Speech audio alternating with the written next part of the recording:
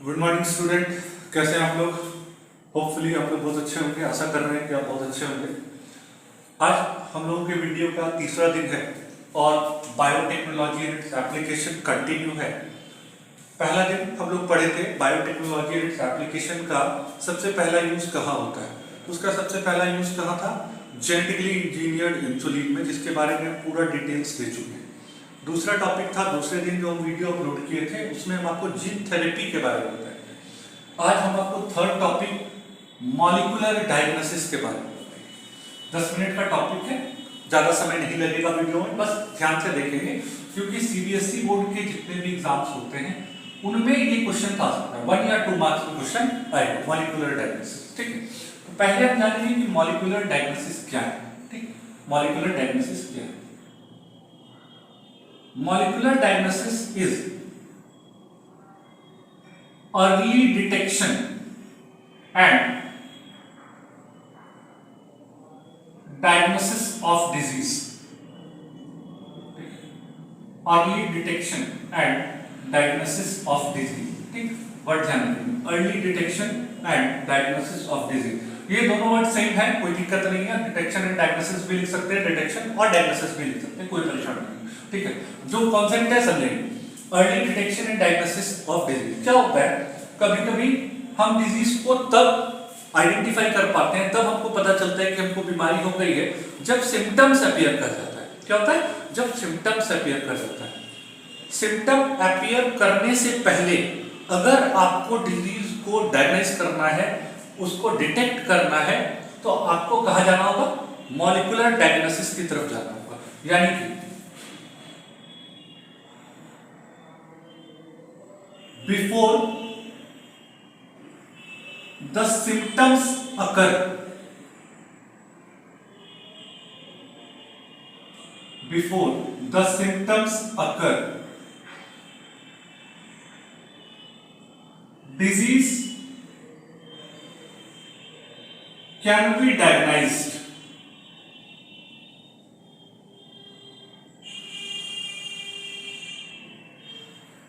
और डिटेक्टेड। ठीक है, डिजीज कैन बी डायग्नाइज्ड और डिटेक्टेड। डिजीज को आप डायग्नाइज भी कर सकते हैं और डिटेक्ट भी कर सकते हैं सिम्टम के अकर करने से पहले। मतलब आप समझ लीजिए कि कोई पैथोजन आपके बॉडी पर अटैक किया। ठीक है, कोई पैथोजन आपके बॉडी पर अटैक किया और इस पैथोजन को सिम्टम देने में कुछ टाइम लगता है। ठीक है, इस समय पैथोजन क्या करता है? अपने आप को रिप्रोड्यूस कर रहा होता है, अपना नंबर इंक्रीज कर रहा होता है, आपके पूरे बॉडी पर कब्जा जमा रहा होता है। ठीक है, तो पैथोजन आपके बॉडी में इंटर करता है और इंटर करने के बाद सिम्टम देने में उसको कुछ समय लगता है। ठीक है, तो जनरली क्या होता है, हम लोग तब डिजीज को डायग्नोस करते हैं या डिटेक्ट करने की कोशिश करते हैं जब सिम्टम्स अपीयर कर जाता है। ठीक है, तो जो डायग्नोसिस का जो पुराना प्रोसेस था सिम्टम अपीयर करने के बाद, वो यूरिन, सीरम, इन सबसे हो रहा। ठीक है, ये काफी पुराना मेथड था, ओल्ड मेथड डायग्नोसिस का, सिम्टम अपीयर करने के बाद ओल्ड मेथड है। ठीक है, आप इससे डिजीज को डायग्नोस करते हैं। तो ये सब तब काम करेगा जब डिजीज पूरी तरह से आपके बॉडी पर कब्जा कर चुका है, पैथोजन पूरी तरीके से आपके बॉडी पर कब्जा कर चुका है, आपका बॉडी पूरा बीमारीग्रस्त हो चुका है, तब ये काम करता है। ओल्ड मेथड में यूरिन या सीरम एनालिसिस ये तब काम करता है। कहता है क्या? पैथोजन के एंट्री करने के साथ और सिम्टम देने के पहले अगर आपको डिटेक्ट करना है, यानी इस स्टेज, शुरुआती स्टेज में जब पैथोजन का नंबर बहुत ही कम है, अगर आपको उस समय डायग्नोस करना है तो आप कहां जाएंगे? मॉलिक्यूलर डायग्नोसिस की तरफ जाएंगे। ठीक है, आप समझ गए होंगे कि मॉलिक्यूलर डायग्नोसिस क्या है। Molecular diagnosis is early detection and diagnosis of disease. ठीक है, डायग्नोसिस ऑफ डिजीज या detection of disease symptom produce होने के पहले। ठीक है, ये इतना पॉइंट आपको याद रखना है। 1 मार्क्स या 2 मार्क्स का क्वेश्चन में आएगा। ठीक है, अब इसके बाद हम लोग डिस्कस करते हैं एक बहुत इंपॉर्टेंट चीज कि किया कैसे जाता है। मॉलिक्यूलर डायग्नोसिस की टेक्निक क्या क्या है, क्या किस किस तरीके से किया जाता है। तो सबसे पहले ये रिकम्बिनांट डीएनए टेक्नोलॉजी के मेथड से किया जाता है। दूसरा पीसीआर के मेथड से किया जाता है। तीसरा एलिसा टेस्ट की मदद से किया जाता है।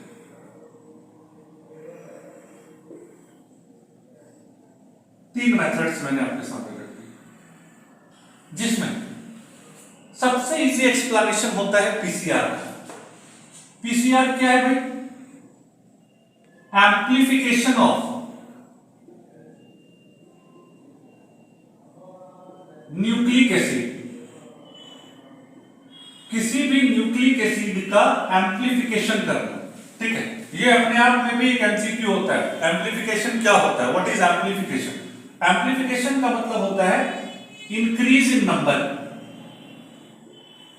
न्यूक्लिक एसिड के नंबर को इंक्रीज कर देना, ठीक है।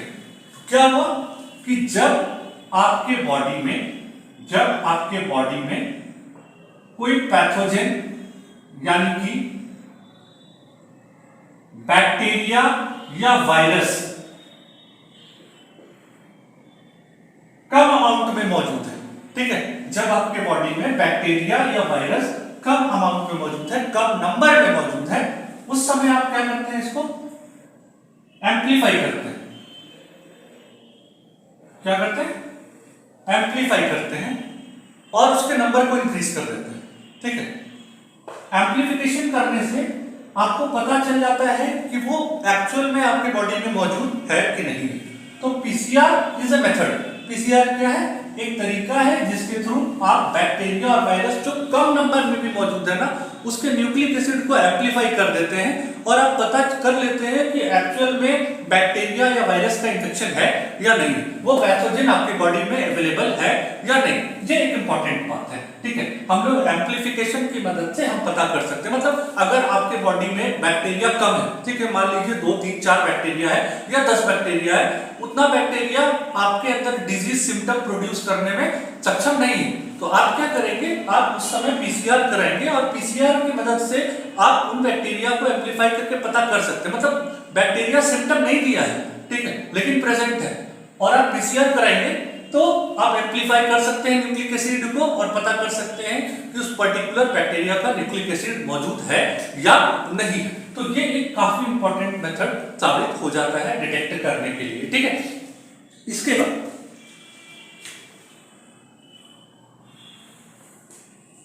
दूसरा तरीका है अपने पास एलिसा टेस्ट, ठीक है। ये डिपेंड करता है एंटीजन पर, जो कि प्रोटीन हो सकता है या और कोई डिफरेंट बायोमॉलिक्यूल हो सकता है, ठीक है। और ये डिपेंड करता है किस पे? एंटीबॉडी।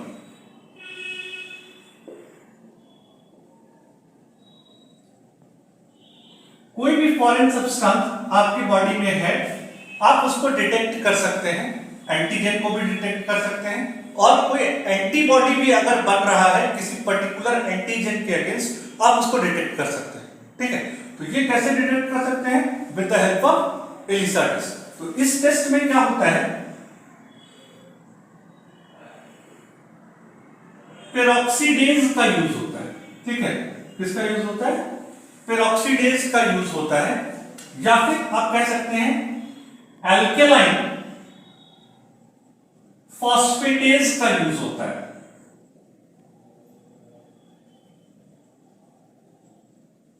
एल्केलाइन फॉस्फेटेज का यूज होता है, ठीक है, जिसको हम लोग ALP कहते हैं। क्या कहते हैं? ALP कहते हैं। अनदर इंपॉर्टेंट क्वेश्चन याद रखेंगे, एल्केलाइन फॉस्फेटेज का यूज होता है। ये क्या करता है? कलर चेंज करने में मदद करता है। तो आपके पास 3 तरीका मैंने दे दिया है, 3 मेथड्स, ठीक है। काफी शॉर्ट टॉपिक है, एनसीईआरटी में इसको देखेंगे। 3 मेथड्स है। अगर आपको मॉलिक्यूलर डायग्नोसिस करना है तो मॉलिक्यूलर डायग्नोसिस के 3 मेथड, एक पीसीआर, एलिसा और दूसरा रिकम्बिनेंट डीएनए टेक्नोलॉजी, ठीक है। तो ये एलिसा टेस्ट में क्या होता है भाई? एंटीजन एंटीबॉडी के बारे में नॉलेज रखते हुए आप पता कर सकते हैं, अर्ली डायग्नोसिस कर सकते हैं, अर्ली डिटेक्शन कर सकते हैं। कोई भी एंटीजन आएगा तो फॉरेन पार्टिकल आया ही आपके बॉडी में, तो प्रोटीन वगैरह का डिटेक्शन होता है। तो विद हेल्प ऑफ पेरोक्सिडेज और अल्कलाइन फॉस्फेटेज, इससे आप पता कर सकते हैं कि कोई आते हैं रिकम्बिनेंट डीएनए टेक्नोलॉजी की। तो रिकम्बिनेंट डीएनए टेक्नोलॉजी में प्रोब का यूज होता है।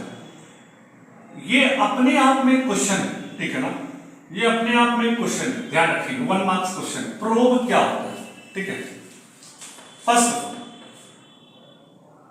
Probe is single stranded plus radioactive DNA और आरएनए। प्रोब क्या है भाई? प्रोब सिंगल स्ट्रैंडेड है और रेडियो एक्टिव डीएनए और आरएनए, ठीक है। इसका काम क्या होता है? It is used to find its complementary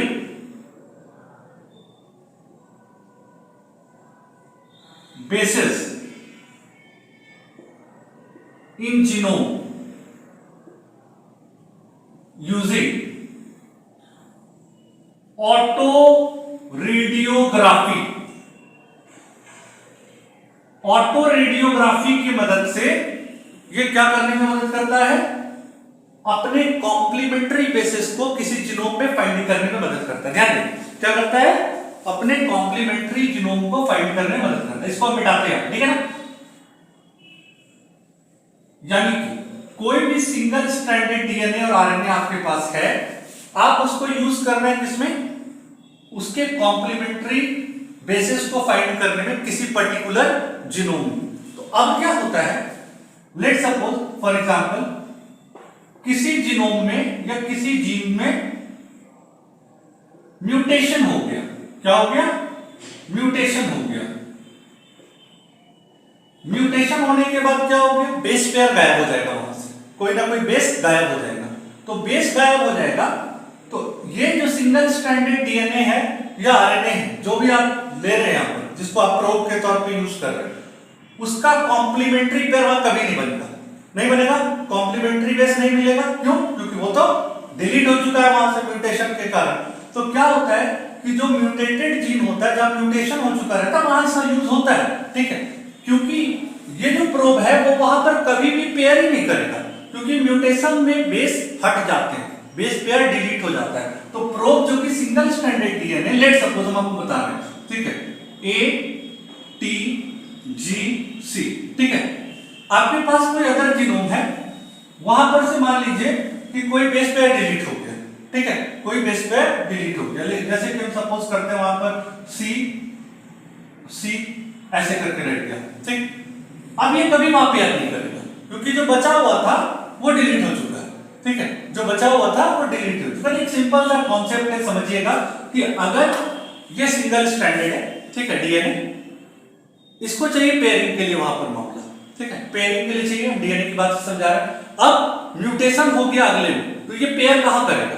क्योंकि उसका तो उधर जो बेस था वो तो खत्म हो गया, तो पेयर कहां करेगा? तो प्रोब भी आइडेंटिफाई करने में मदद करता है म्यूटेशन को। तो प्रोब की मदद से आप म्यूटेशन को आइडेंटिफाई कर सकते हैं। तो मॉलिक्यूलर डायग्नोसिस एक बहुत अच्छा मेथड है। आप मतलब इसको एनसीईआरटी में देखेंगे, ठीक है, एनसीईआरटी किताब को नहीं भूलना है, एनसीईआरटी किताब को करके चलना है। एक बार हम ब्रीफ कर देते हैं फिर से। मॉलिक्यूलर डायग्नोसिस एक ऐसा मेथड है जिससे आप अर्ली डिटेक्शन कर सकते हैं किसी भी डिजीज का। मतलब पुराने समय में क्या होता था ना, जब सिम्टम अपीयर हो जाता था तब आप डिजीज को डायग्नोस करते थे, सीरम टेस्ट से, यूरिन टेस्ट से, कल्चर टेस्ट से, ये सब करके, ठीक है। लेकिन अब क्या होता है कि आपको सिम्टम अपीयर नहीं होने देना, किसी भी पैथोजन को पहले ही अगर डायग्नोस कर लेना है तो आप क्या करते हैं? मॉलिक्यूलर डायग्नोसिस की तरफ जाते हैं। सिंपल लैंग्वेज में मॉलिक्यूलर डायग्नोसिस क्या है? Early detection of disease. इसके 3 मेथड्स होते हैं, 3 मेथड्स हैं, आरडीटी, पीसीआर और एलिसा टेस्ट, ठीक है। पीसीआर में क्या होता है?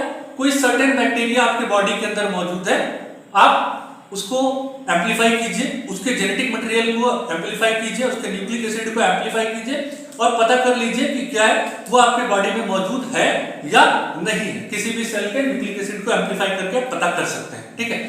एलिसा टेस्ट में क्या होता है भाई, ये एंटीजन एंटीबॉडी पर डिपेंडेंट होता है ये टेस्ट, ठीक है ना।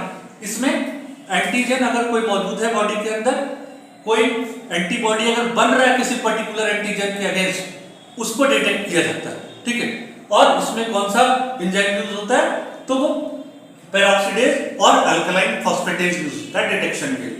आरडीटी के बारे में अभी जस्ट मैंने बताया, प्रोब यूज किया जाता है, मतलब रेडियो एक्टिव डीएनए और आरएनए यूज किया जाता है डिटेक्शन के लिए। भैया पेयरिंग के लिए लगा रहे हैं कोई डीएनए, ठीक है, अगर अगला कहीं उसके पास पेयर नहीं बना रहा है तो मतलब कहीं ना कहीं कोई दिक्कत है। तो ये 3 बेसिक मेथड है, आप समझिए बहुत आसान है और आसानी से आपको 1 मार्क्स दिला सकते हैं। तो इतना बहुत ज्यादा आपको बता दिए, ठीक है, ये आपको 3 मार्क्स पे डिस्कस कर दिए, ठीक है। हम 1-2 मार्क्स का क्वेश्चन बता रहे हैं, 1-2 मार्क्स के लिए इंपॉर्टेंट है, ठीक है। चलिए बढ़िया, आपको उम्मीद है कि आपको समझ में आ गया होगा। किसी को कोई दिक्कत है फिर बताएंगे आपको कि आप ऑफलाइन आकर के भी एक बार समझ सकते हैं। हमारा सेंटर भागलपुर में है, रिजोल्यूशन बायोलॉजी क्लासेस के नाम से। फिर भी कोई दिक्कत है, कोई बच्चे दूर हैं और अगर नहीं समझ पा रहे हैं या कोई आपका टॉपिक है तो आप कमेंट बॉक्स में लिखिए, हम कोशिश करेंगे कि हम आपको समझा पाए, ठीक है। तो अभी ये टॉपिक खत्म हो गया, बायोटेक्नोलॉजी एंड इट्स एप्लीकेशन का 3 पॉइंट जहां से क्वेश्चन पूछा जाता था वो भी तीनों टॉपिक हम कवर करा दिए हैं।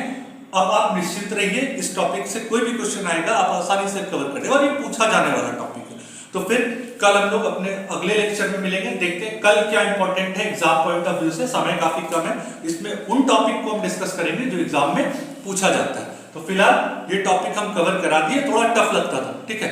तो अब देखते हैं नेक्स्ट टॉपिक हम लोग कल क्या डिस्कस करते हैं, क्या आपके एग्जाम के लिए इंपॉर्टेंट है, ठीक है। तो इसको मैक्सिमम शेयर कीजिए, जो भी लोग इसको देख रहे हैं वीडियो को शेयर करना है, आपको चैनल को सब्सक्राइब करना है, ठीक है।